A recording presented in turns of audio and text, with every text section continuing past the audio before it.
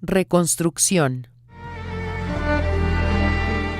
Así ha dicho el Señor de los ejércitos: meditad sobre vuestros caminos, subid al monte y traed madera, y reedificad la casa, y pondré en ella mi voluntad, y seré glorificado, ha dicho el Señor. Ageo capítulo 1, versículos 7 y 8. En el libro de Ageo vemos el interés de Dios por la reconstrucción del templo. Dios hizo que el rey Darío mandara al pueblo judío, que estaba exiliado, de regreso a su tierra.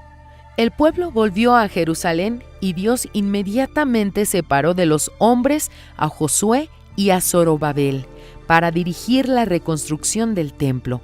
¿Por qué Dios incitó a los hombres a reconstruir el templo si incluso afirma: el Señor dijo así: el cielo es mi trono y la tierra estrado de mis pies? ¿Dónde está la casa que me habréis de edificar y dónde el lugar de mi reposo? Dios no habita en templos hechos por hombres. Dios vive adentro de los corazones.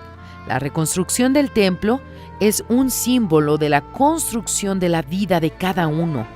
Ese era el objetivo de la insistencia de Dios: reconstruir la fe, reconstruir un espacio donde estarían las personas unidas en una sola fe, en un solo espíritu, en un solo corazón, en un solo lugar.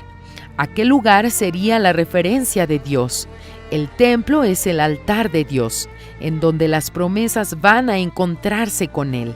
Lo que Él quería era la reconstrucción de la relación perdida.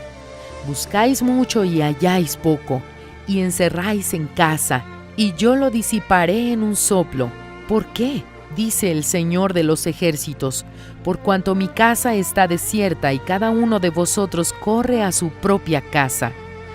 No sirve de nada querer cuidar la propia vida y dejar a Dios de lado, de fuera. Cuanto más busque establecer su vida lejos de una relación con Dios, más perdido quedará usted.